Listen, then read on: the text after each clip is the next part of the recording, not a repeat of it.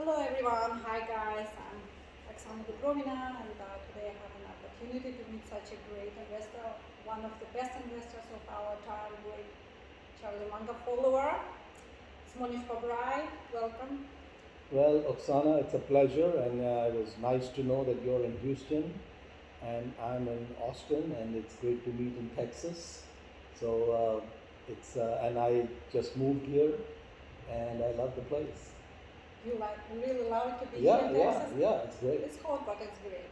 Yeah. But do you want to introduce yourself? I would like to know about your background, about your family, like where you come from. Well, I was born in Mumbai, and I spent my childhood 10 years in Mumbai, 6 years in Delhi, and then 2 or 3 years in Dubai. And then I came to the U.S. To study, and I've been in the U.S. for it's going to be 40 years in 1 month. Oh, that's so long. What about your parents, Monisha? Do you want to tell us more about your mama and papa? Sure. Mhm. My parents have passed away, and I think for most people, the parents are their uh, main role models, primary role models, and uh, with me it is no different. I think I was very blessed uh, to have the parents I had. I think they were just wonderful, and I learned uh, I learned many things from observing them, as opposed to things that they were telling me. Uh, and I think when I observed both my mom and my dad, uh, one of the things I learned was that almost nothing um, rattled them.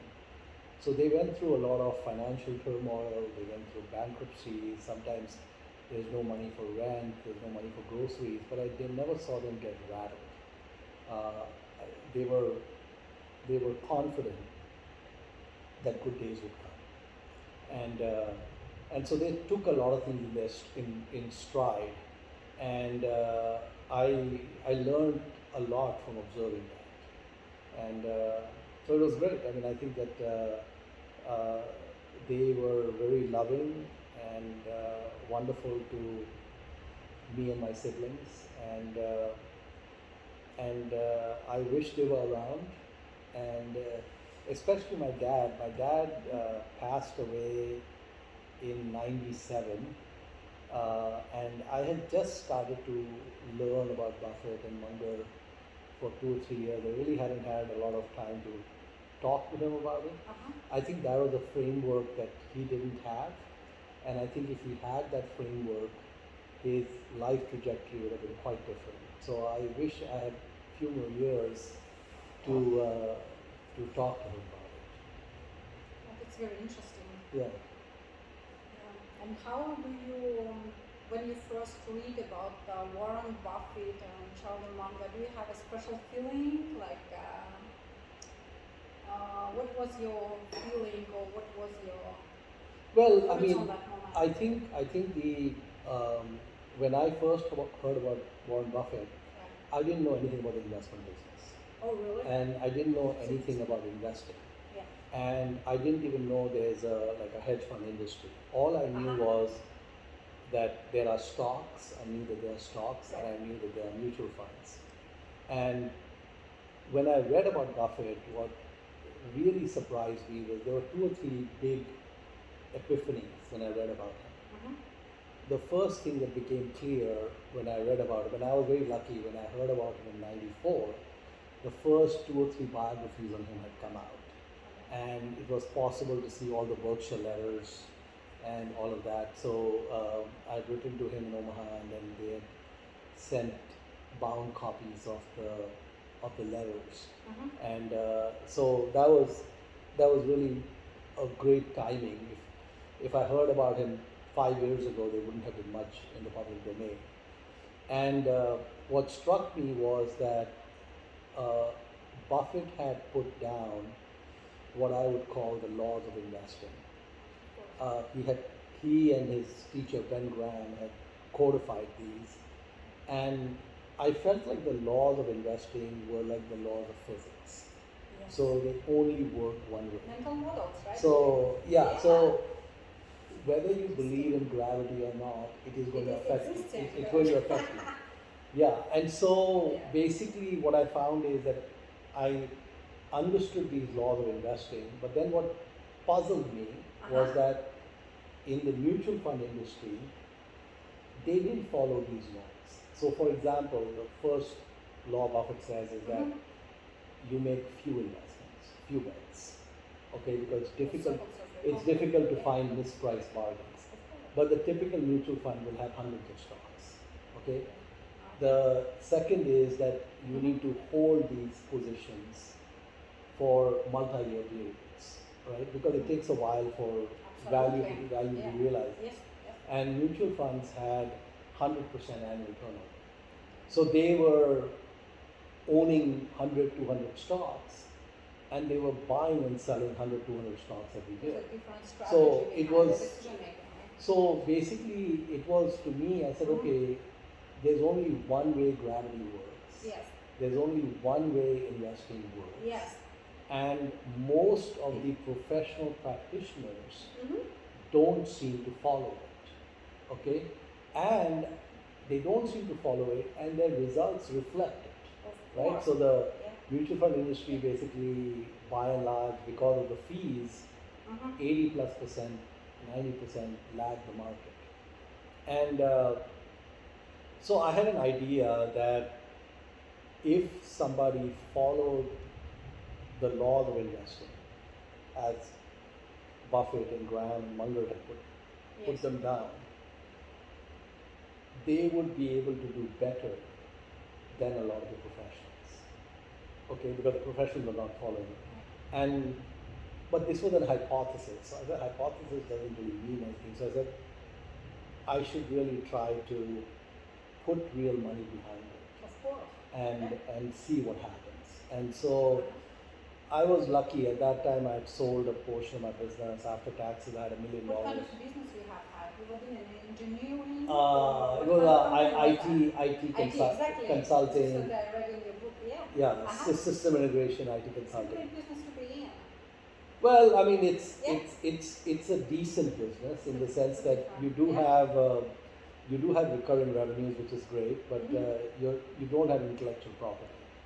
So, we were a service provider to IT departments in different large companies, and so I had $1 million in my account for the first time in my life, and I really didn't have any need for that money. So I said, okay, I can take this million, I can apply Buffett's approach, and I want to see what the results are. Have you been ever regretting to do that decision, Mohnish? No, I have never regretted the decision. So it pays a huge dividend, as far as I understand, right? Yeah, I mean, so and it worked. I think it worked really well. Oh yeah. And then that led to, in a few years, the formation of Pabrai funds. Right.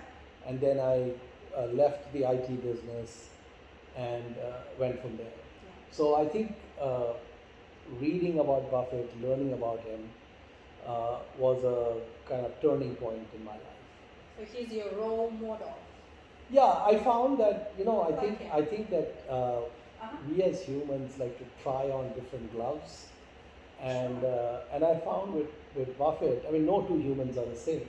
No. But I found with Buffett, a lot of his interests just coincidentally mirrored my interests. Like, probably, I would say, at least 8 years before I heard of him, I started playing bridge.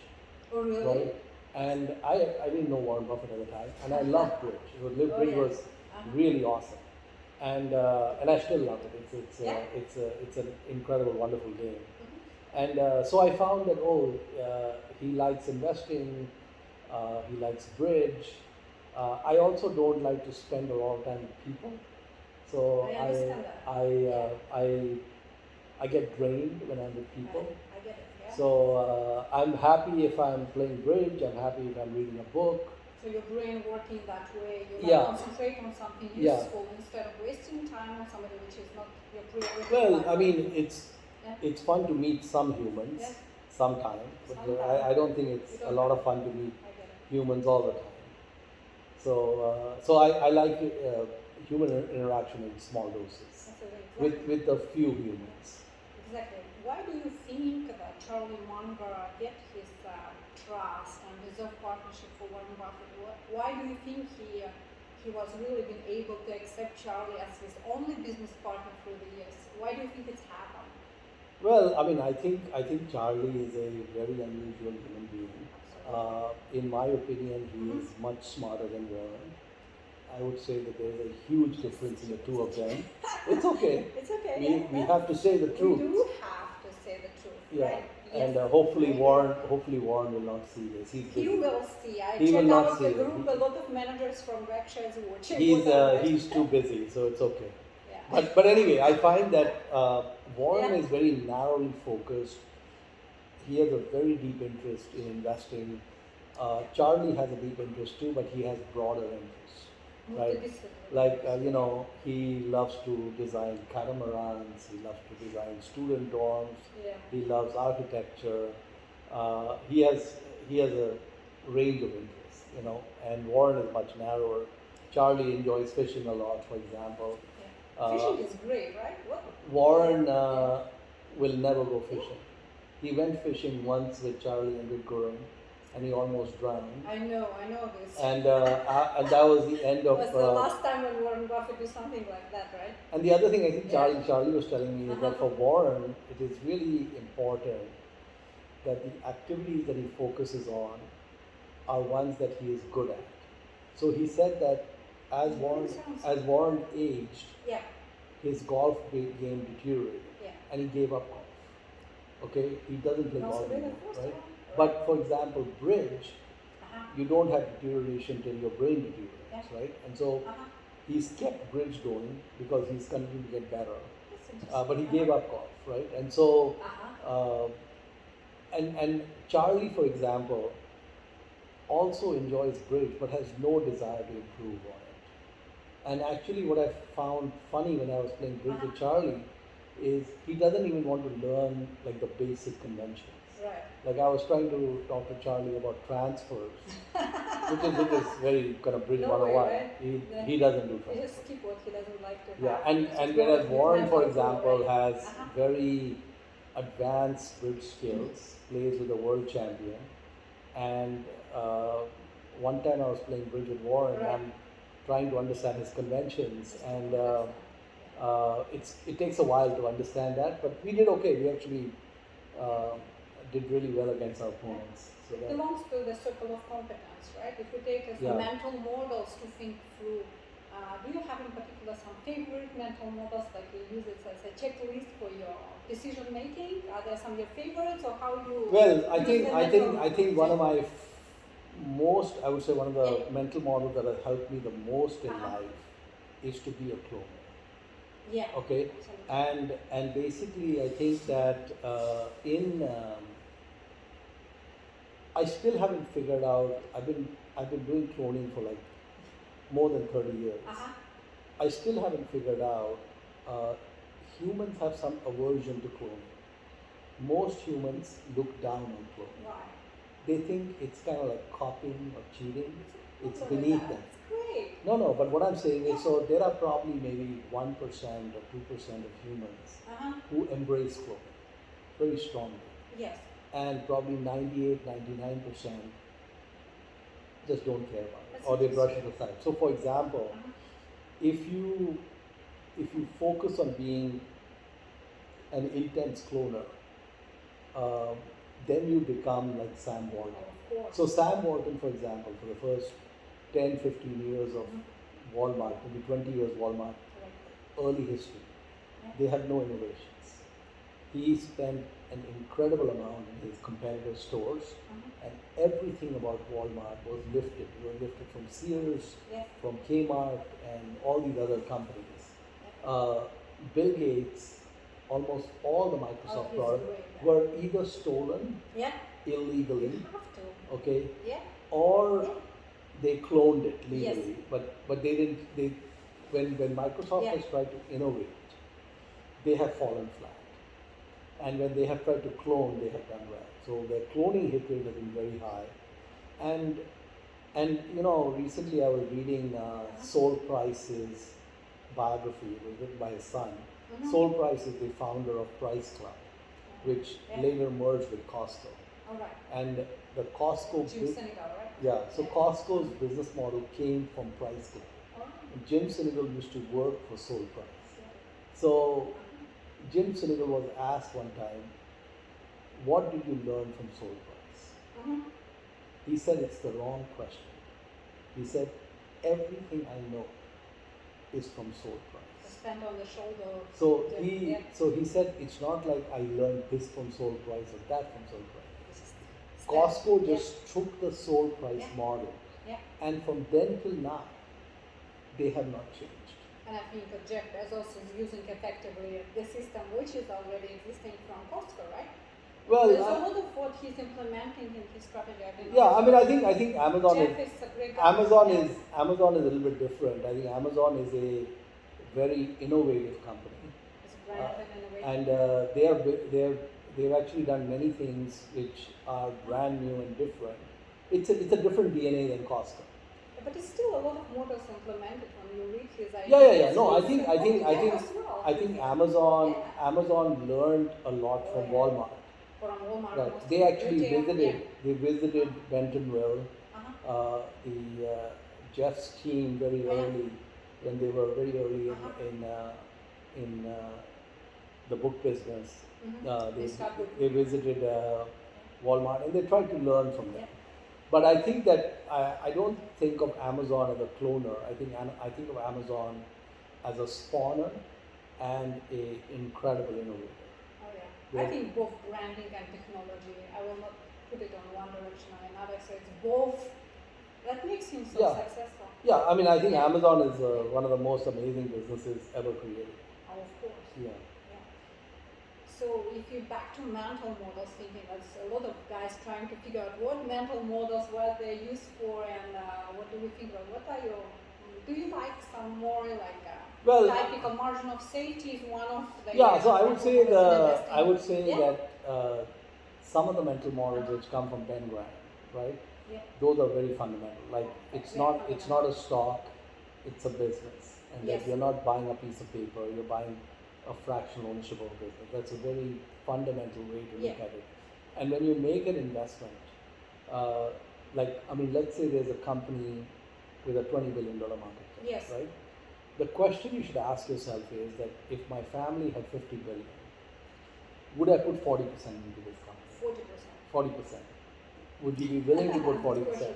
And if the answer is no, And get out. then you should not even buy one share. That's good. Okay? That makes sense. So Yeah. basically, the framework should be as if you're buying the whole business, right? The second is the margin of safety, right? You understand what a business is worth and you're buying it well below. Yeah. But in some ways, I think Graham led us astray. So there were some models that Graham had, which I think have done more harm than good. And part of that is because Graham's framework came out of the Great Depression, and stocks had really become hammered at that time, 1929 to 32, and then 38. So he was looking for a bulletproof way.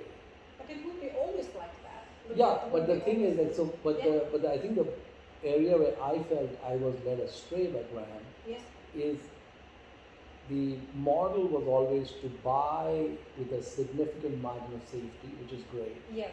but then to sell when the stock approached intrinsic value. Yes. And the correct model actually is that if you find yourself in the happy position of owning a great business, then you should not worry too much about the intrinsic value. Yeah. Now, if it gets egregiously overpriced, Yes. okay, you can sell it. But if something like Costco, Yeah. is at 40 times earnings, Yes. or even 50 times Yes. earnings, don't sell it. So when there is a And good and portion- that lesson That lesson took me Yeah. more than 25 years to learn. To get it. Yeah. Oh, really? Yeah, That's a and long so I time. think Graham Yeah. led many of us astray on that front, and I think overdosing more on Munger Yeah. and to some extent Buffett is helpful on that front. And the funny thing about Ben Graham is that he made most of his money by owning a great business, not by buying cheap stocks, right? So most of his money came from Geico, and he bought Geico cheap. I love that. But the reason he made money in Geico was because of a great business, not because it was 30 cents and went to $1. It's because the dollar became $10. That's why he. I think the Warren Buffett laughed when insurance started with Geico, right? He was. Yeah, actually, when we met him for lunch, my younger daughter asked him which is his favorite business, and he did not hesitate. He said Geico. Yeah.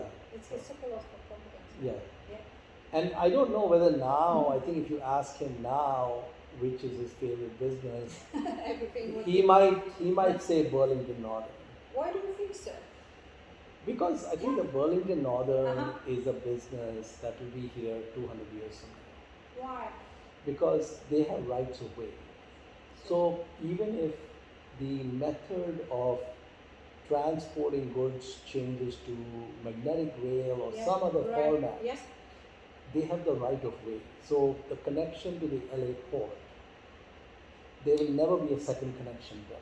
Underground, Elon Musk is already trying to experience this in LA. Yeah, right? but just dig it under the but the thing is that you can't do that for like 18,000 miles of track. So what I'm trying to say is that it's not that the rails exist. The rail technology may change. Yes. But they have the right of ways. Yes, absolutely. And 50 years, 100 years. So something like Geico could get disrupted. Of course. Everything can be disrupted. But I would just say that if you look at the durability, I would be willing to bet that 100 years from now, the Burlington Northern is much more valuable than today. 200 years from now, it's much more valuable. Coca-Cola, Gillette is. And I would say Coca-Cola is an incredibly valuable franchise, and that will be there maybe 100, 200 years from now at all as well. But yeah, I mean, I think the Burlington Northern is just in a different category. Right. Yeah. Okay, I get it, how you buy the businesses, but I still don't understand how you sell. When it comes to the selling point, it's a very tricky question. I have historically been useless at selling. How you make this decision? Part of the reason I've been useless at selling is because I overdosed on Graham. So Ben Graham said you sell at intrinsic value. No, I cannot. This is the guru saying that. It doesn't matter. I can't. It took me 25 years to understand not to do that. Not to do that. So of course. If I met Oxana 10 years ago, maybe you could have educated me. No, but how you can sell these beauties? Well, the thing is that we have a framework, and the framework is, in my opinion, wrong. As they say, we are old too soon and wise too late. So I only have 22 years and 2 months left on planet Earth. What do you think, sir? 22 years and 2 months.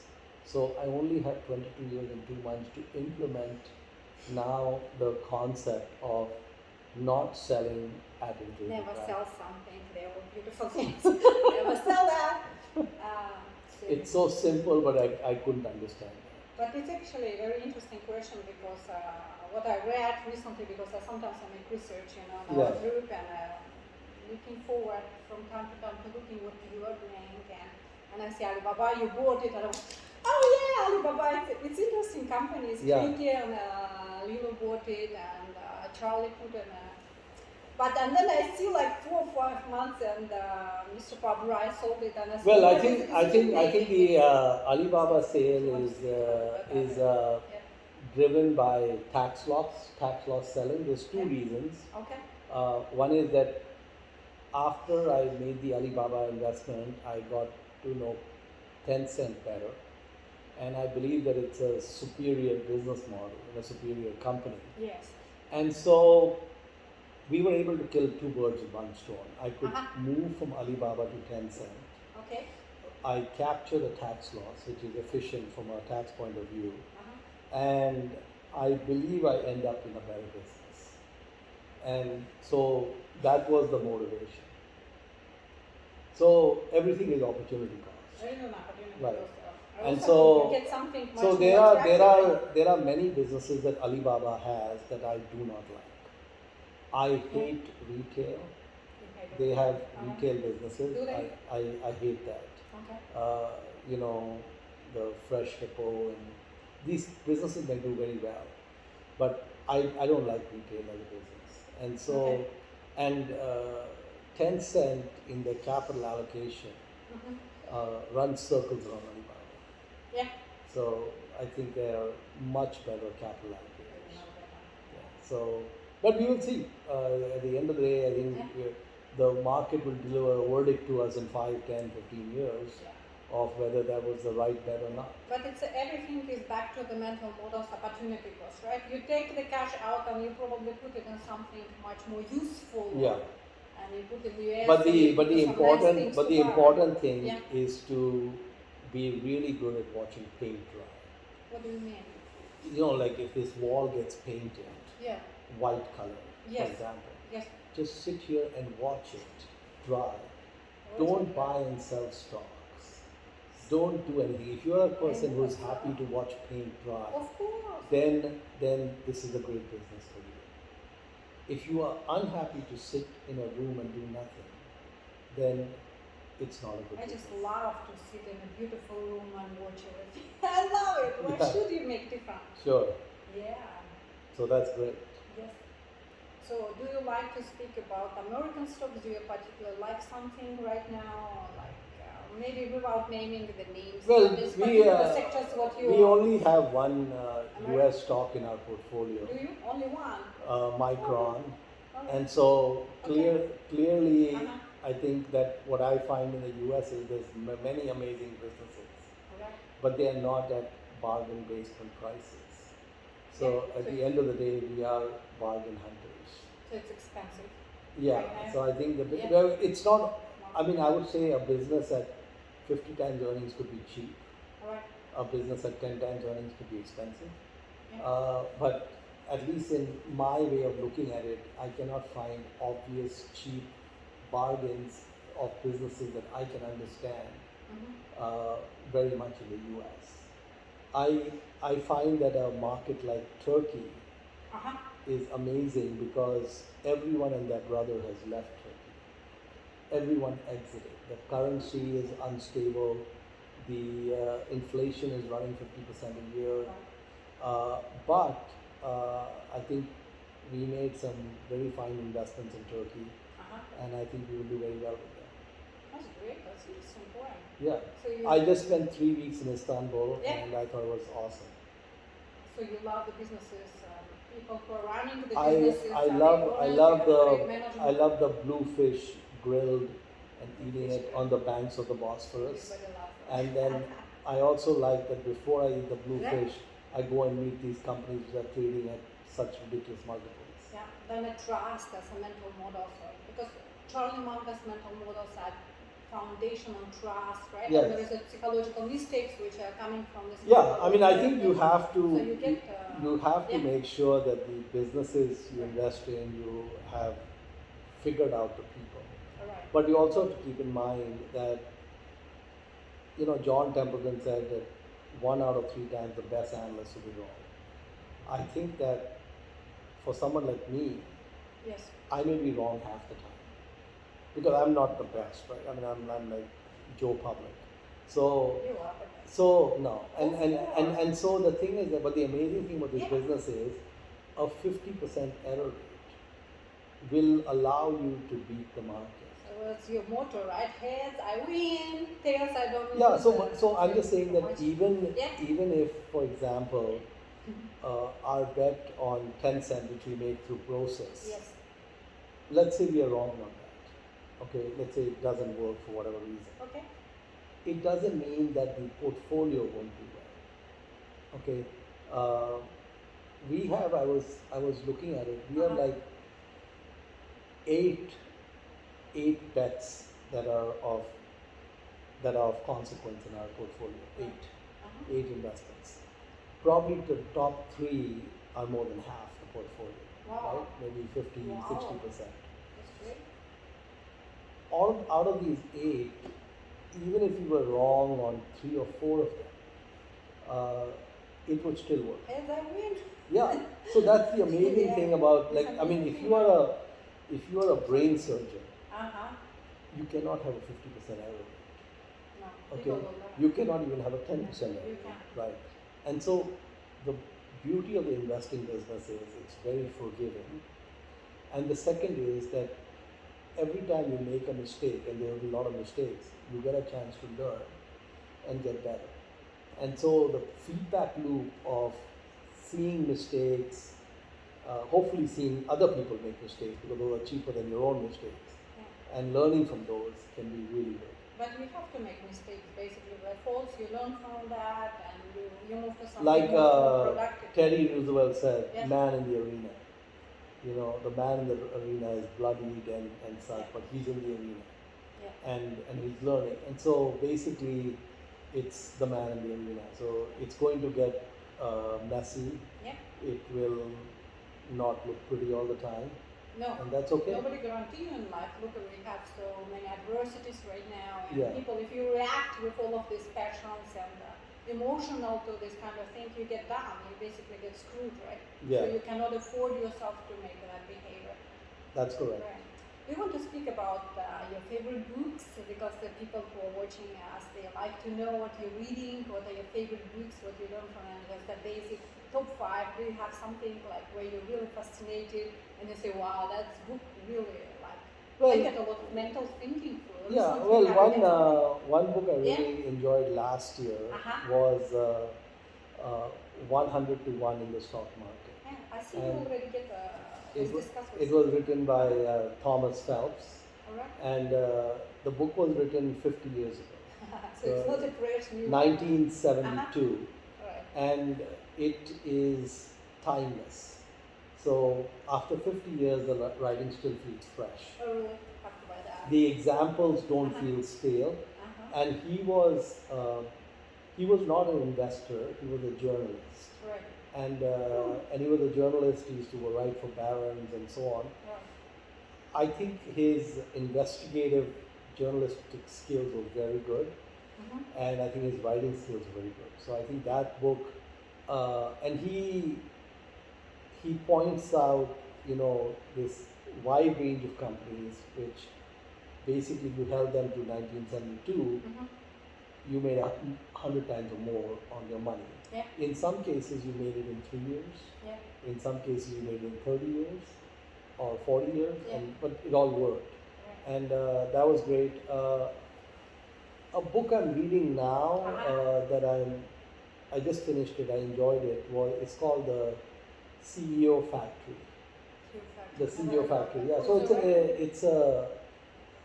it's an Indian author. His name is Sitapal. I actually just met the guy at a dinner in Mumbai, and so there's a subsidiary of Unilever in India called Hindustan Unilever.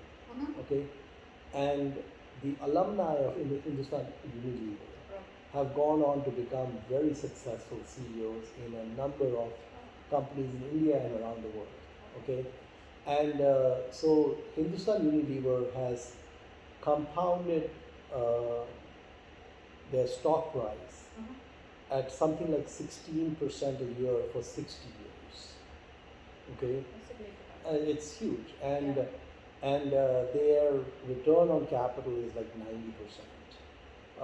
So it's an extremely well-run business, and he explained kind of why the people in Unilever, Hindustan Unilever, are so unusual. The company really cross-trains them really well, and so I just enjoyed that book. I think it was wonderful, and